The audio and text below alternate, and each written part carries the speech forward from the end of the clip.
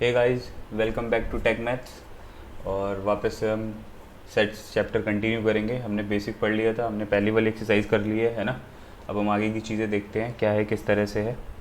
ठीक, तो अभी जो हमने एक्सरसाइज करी थी 1.1 बहुत बेसिक एक्सरसाइज थी। उसके बाद जो हमें करना है वो ये करना है कि अब हम पढ़ेंगे टाइप्स ऑफ सेट्स के बारे में, है ना। टाइप्स ऑफ सेट्स के बारे में कि बेसिकली सेट्स के टाइप क्या क्या होते हैं। तो बहुत बेसिक हैं ये। उनमें सबसे पहला जो आता है आपका, वो आता है एम्प्टी सेट। किताब में आप देख भी सकते हो, पीडीएफ में लिखा भी हुआ है ना। The empty set. Empty set होता क्या है? एम्प्टी सेट एक ऐसा सेट होता है जिसके अंदर एक भी एलिमेंट ना हो। No element present inside the braces के अंदर एक भी एलिमेंट ना हो, है ना। जैसे मान लिया कोई ए है हमारा, वो एम्प्टी सेट है, तो it will be like this only. यहाँ पे एक भी एलिमेंट होगा ही नहीं, है ना। इसको हम बोलते हैं एम्प्टी सेट। सेट इसलिए बोलते हैं क्योंकि ये भी क्या है, ये भी हमारा कलेक्शन है। किस टाइप का? जहाँ पे कुछ भी नहीं है, जहाँ पे एक भी एलिमेंट नहीं है ना। ये इस टाइप का कलेक्शन है। जैसे मैं आपको दो एग्जांपल देता हूँ, आपको पता चल जाएगा कौन सा एम्प्टी सेट है और कौन सा एम्प्टी सेट नहीं है ना। जैसे मैंने एक सेट लिया, सेट ए लिया एक। कैसे लिखा इसको कि x is such that x is a student of BTech, correct. और एक मैं ले रहा हूँ B, x is such that x is a student of BTech and BAMS। Actually BAMS एक मेडिकल डिग्री होती है ना। तो एक बात बताओ ज़रा मेरे को, जो मैंने पहला वाला एग्जांपल लिया है ना, ये इन अ कॉलेज और लिख लेते हैं। इसमें क्या होता है, स्पेसिफिक कर देते हैं इसको, इन अ कॉलेज, किसी कॉलेज के अंदर, ठीक है। और इसमें भी आगे ये ऐड है कि इन अ कॉलेज, ठीक है। अब है क्या कि जो हमारा सेट ए होगा, उस कॉलेज के अंदर जितने भी स्टूडेंट होंगे जो बीटेक में पढ़ते होंगे वो आ जाएंगे यहाँ पे। सिंपल है, उनका कुछ नंबर होगा, इट विल बी 100, 200, 300, 400, जो भी होगा, है ना। कुछ नंबर ऑफ एलिमेंट्स आएंगे, वो स्टूडेंट आएंगे जो बीटेक में बीटेक कर रहे हैं, किस कॉलेज में, किसी भी कॉलेज में, है ना। लेकिन जो दूसरा वाला सेट है हमारा, कौन सा वाला सेट, जो हमारा सेट बी है, उसमें उन्होंने क्या बता रखा है कि एक्स वाले जो वो स्टूडेंट, मतलब सेट बी जो है वो उन स्टूडेंट्स का सेट है जो कि बीटेक में भी पढ़ते हैं और साथ के साथ किस में पढ़ते हैं, BAMS में भी पढ़ते हैं। मतलब इंजीनियरिंग भी कर रहे हैं और साथ के साथ क्या कर रहे हैं, मेडिकल भी कर रहे हैं। ऐसा हो सकता है क्या? Is it possible in a college? नहीं। इसका मतलब क्या कि जो बी के अंदर एलिमेंट होगा वो कुछ होगा ही नहीं। बी के अंदर एक भी एलिमेंट नहीं आएगा, एक भी स्टूडेंट नहीं आएगा, है ना। बल्कि यहाँ पे क्या आएंगे, यहाँ पे नंबर ऑफ़ स्टूडेंट आएंगे। तो जब यहाँ पे हमारे पास कोई स्टूडेंट आया ही नहीं, तो इसका मतलब ये सेट क्या रह गया, खाली रह गया। तो इसी सेट को क्या बोल देते हैं हम, इसी सेट को हम बोल देते हैं एम्प्टी सेट, है ना। आप एम्प्टी सेट को इस तरह से भी समझ सकते हो कि एक ऐसा सेट जिसकी डेफिनेशन के अकॉर्डिंग उसके अंदर एक भी एलिमेंट ना है, एज सिंपल, है ना। अच्छा, एम्प्टी सेट को और हम क्या क्या बोल सकते हैं? तो एम्प्टी सेट को हम और क्या क्या बोलते हैं? तो एम्प्टी सेट के दो नाम और हैं। एम्प्टी सेट के दो नाम और हैं, और क्या क्या है वो नाम? तो one is null set and और sorry and other one is void set. एक हमारा नल सेट होता है और दूसरा क्या होता है, वॉइड सेट होता है। ये दोनों अलग अलग नाम है। किसके नाम है? ये एम्प्टी सेट के नेम्स है ना। किसके नेम है ये एम्प्टी सेट के नेम्स हैं, ठीक है। अच्छा, एम्प्टी सेट को हम दो तरीके से डिनोट कर सकते हैं। किस किस तरीके से डिनोट कर सकते हैं? तो वन इज़ फाइव, है ना। आप सिंपली फाइव लिख दो, इसका मतलब पता चल जाएगा क्या है। इसका मतलब सिंपली पता चल जाएगा कि ये क्या है, एम्प्टी सेट है। या फिर आप क्या करो, या फिर आप ब्रेसेस और ब्रेसेस के अंदर कुछ भी मत लिखो, ये भी किसको डिनोट करेगा, ये भी एम्प्टी सेट को ही डिनोट करेगा। आई होप क्लियर हो गया होगा एम्प्टी सेट क्या होता है ना। एक और एग्जांपल अगर आप लेना चाहो तो जैसे यहाँ से समझ सकते हैं, जो हमें डेफिनेशन गिवन है ना, जो हमें डेफिनेशन गिवन है हम यही से समझ सकते हैं। जैसे ये वाली जो डेफिनेशन है, क्या बोल रखा है इस डेफिनेशन में इन्होंने कि let a is equal to x is such that x greater than 1 less than 2 और x is a natural number. x क्या है हमारा, x क्या है हमारा, x हमारा नेचुरल नंबर है ना। x क्या है उन्होंने साफ साफ बता दिया कि एक नेचुरल नंबर है, x हमारा नेचुरल नंबर है। और फिर क्या बोला कि x हमारा ग्रेटर देन 1 है और लेस देन 2। ऐसा हो सकता है क्या कि कोई नेचुरल नंबर 1 और 2 के बीच में 1 is the natural number and the next very next natural number is 2, तो इन दोनों के बीच में कोई नेचुरल नंबर नहीं है। इसका मतलब क्या कि a के अंदर एक भी एलिमेंट ही नहीं आने वाला। It means a is a null set, void set और empty set. I hope clear हो गई होंगी ये चीज़ें, है ना। अब हम आगे बढ़ते हैं अनदर टाइप ऑफ सेट पे। तो नाम से ही क्लियर हो जाएगा, ये वाला सेट तो बहुत इजी है, फाइनाइट एंड इनफाइनाइट सेट्स, है ना। फाइनाइट सेट क्या होते हैं और इनफाइनाइट सेट क्या होते हैं, बहुत सिंपल सी थ्योरी है इन दोनों की। देखो पहले फाइनाइट सेट समझते हैं कि क्या होता है, then after we will get to infinite set. क्या होता है finite set? A set which has countable number of elements। एक ऐसा सेट जिसमें काउंटेबल नंबर ऑफ एलिमेंट्स हो, उसको हम क्या बोलते हैं, उसको फाइनाइट सेट बोलते हैं, है ना। एग्जांपल के लिए जैसे मैंने बोला a is such that set of alphabets, मैंने बोल दिया सेट ऑफ अल्फ़ाबेट्स, तो हमें बहुत अच्छे से पता है कि a के अंदर क्या क्या आएगा, a आएगा, b आएगा, c आएगा, d आएगा एंड सो ऑन, चलता चला जाएगा कहाँ तक, z तक। और हमें पता है कि अल्फ़ाबेट के अंदर कितने एलिमेंट्स होते हैं, तो 26 एलिमेंट्स हैं इसके अंदर, है ना। साफ साफ पता चल गया कि भाई एक ऐसा सेट जिसके एलिमेंट को हम काउंट कर सकते हैं वो हमारा काउंटेबल हो गया। और हमें पता चल गया जो हमारा ये वाला सेट था, ये वाला जो सेट था, ये गिवन सेट था, ये क्या हुआ, ये हमारा फाइनाइट हो गया। क्यों? क्योंकि इसके एलिमेंट्स को हम गिन सकते हैं, है ना। ये फाइनाइट सेट हो गया, करेक्ट।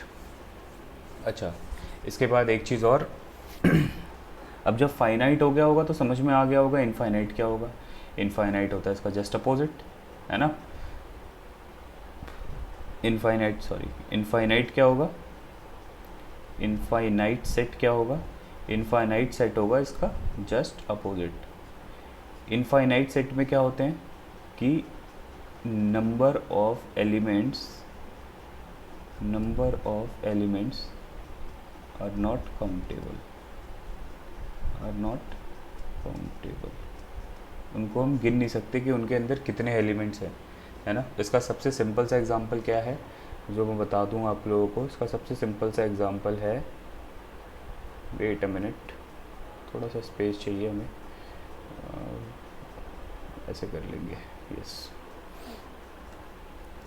तो इसका सबसे सिंपल एग्जांपल क्या होगा आपके पास में, अगर आप देखना चाहो तो I am writing over here, should be pointed there, है ना।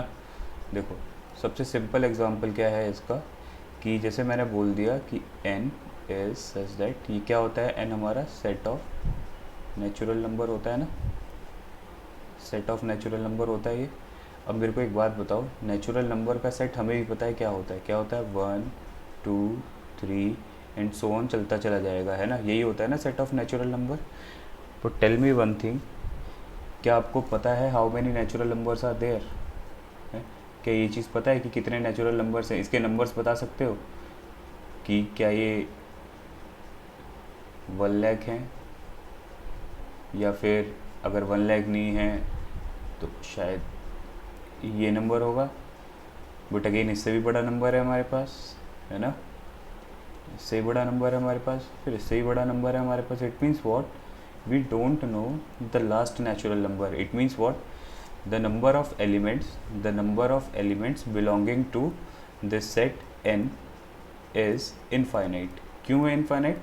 क्योंकि हमें लास्ट नंबर पता ही नहीं है कि लास्ट नंबर है कौन सा, है ना। अगर हमें लास्ट नंबर पता होता तो हम बता सकते थे कि ये सेट फाइनाइट होता है या इनफाइनाइट होता है ना। क्योंकि तभी तो पता कर पाएंगे कि नंबर ऑफ एलिमेंट्स हैं कितने इसमें, है ना। लेकिन हमें तो यही नहीं पता कि लास्ट वाला एलिमेंट होगा क्या इसका, ये तो चलता ही चला जाएगा, the set will go on, है ना। तो इसलिए सेट क्या हो गया हमारा, इनफाइनाइट हो गया। आई होप यहाँ तक मैं क्लियर होऊंगा बिल्कुल, है ना। फाइनाइट और इनफाइनाइट में कोई डाउट नहीं होगा आप लोगों का, है ना। अच्छा, एक और सिंपल सा एग्जांपल देता हूँ ताकि जो चीज़ें बची हुई हों वो भी क्लियर हो जाए इससे रिलेटेड, फाइनाइट और इनफाइनाइट से रिलेटेड, ठीक है। देखो, दूसरी जो चीज़ होती है एक और एग्जांपल के थ्रू समझते हैं, सबसे बेस्ट चीज़ है एग्जांपल के थ्रू समझते हैं सेट को, बहुत ईजिली समझ में आ जाता है। एक और एग्जांपल लेते हैं, टेकिंग अनदर एग्जांपल, क्या है सॉरी, जैसे मैंने बोला let S be the solution of the equation, what is the equation, x square plus 5x plus 6 is equal to 0, this is the equation, है ना। s क्या है हमारा, s जो है सॉल्यूशन है इस वाली इक्वेशन का, ठीक है। अब मेरे को एक चीज़ बताओ, क्या इक्वेशन है ये, कौन सी इक्वेशन है ये, we already know quadratic equation है ना। तो इसके सॉल्यूशन कितने होने वाले हैं, इसके सॉल्यूशन होने वाले हैं 2, है ना। और इसने क्या बोला, s जो है हमारा क्या है, सेट है, किसका सेट है, ये किसका सेट है, ये इसके सॉल्यूशंस का सेट है ना। तो इसका मतलब S में जो एलिमेंट्स आएंगे वो क्या आएंगे, वो 2 एलिमेंट्स आएंगे। मान लिया मैंने सॉल्यूशंस इसके A और B आए हैं, I am not solving it, अब सॉल्व कर लोगे तो मेरे ख्याल से -2 -3 आएगा, -2 and -3 will came as a solution, है ना। तो हमें पता चल गया, क्या पता चला हमें,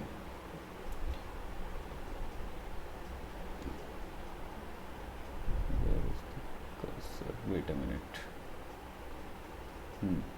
हमें पता चल गया क्या कि इसके अंदर 2 ही सॉल्यूशन है ना, इसके 2 सॉल्यूशन है। इसका मतलब ये क्या हो गया, ये हमारा सिंपली फाइनाइट हो गया, है ना।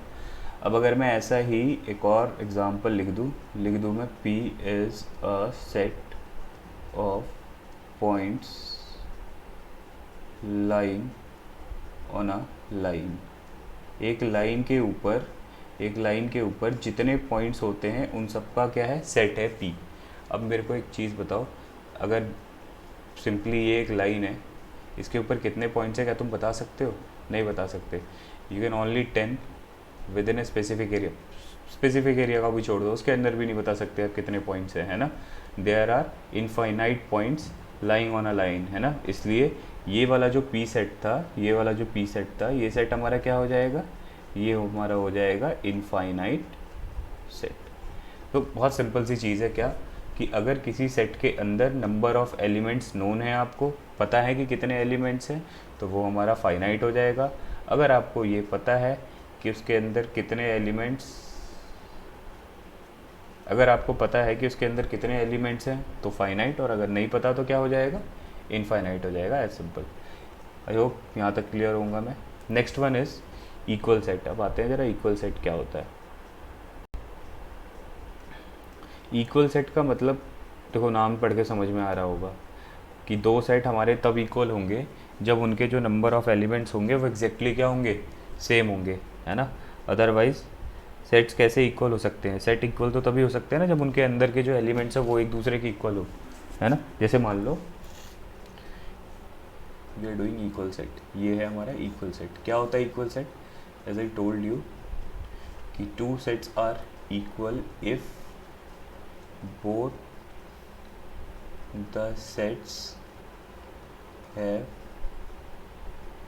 exactly the same element, क्या हो, दोनों सेट के पास सेम एलिमेंट हो, है ना।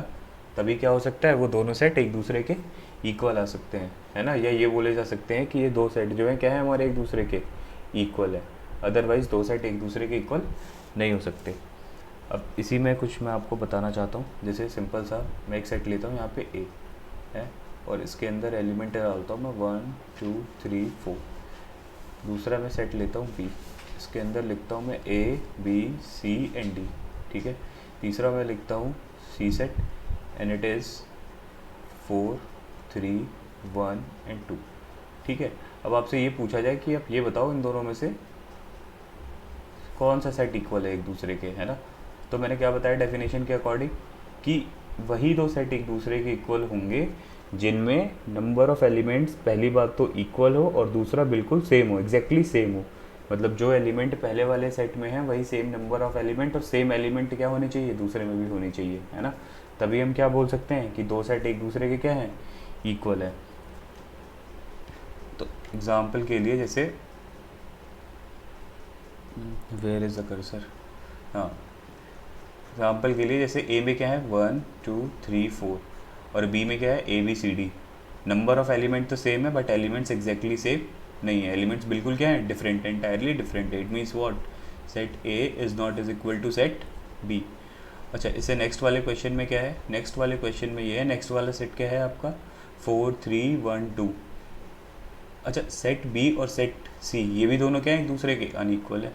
क्यों अनइक्वल है, क्योंकि इनके भी नंबर ऑफ एलिमेंट सेम है लेकिन एलिमेंट सेम नहीं है। अगर हम बात करें सेट A की और सेट C की तो ये दोनों एक दूसरे के इक्वल होंगे। क्यों इक्वल होंगे, क्योंकि A के अंदर जो एलिमेंट्स हैं वो है 1 2 3 एंड 4, करेक्ट। और C के अंदर जो एलिमेंट्स हैं वो कौन कौन से हैं, 4 3 2 एंड 1। अच्छा, अब एक चीज़ समझो आप ज़रा कि पहली बात तो दोनों के अंदर नंबर ऑफ़ एलिमेंट्स कितने हैं, इसके अंदर भी 4 है और इसके अंदर भी 4 है, पहली कॉमन सिमिलैरिटी। दूसरी क्या है कि जो नंबर ऑफ़ एलिमेंट्स यहाँ पे हैं वही सेम नंबर ऑफ़ एलिमेंट्स यहाँ पे भी हैं।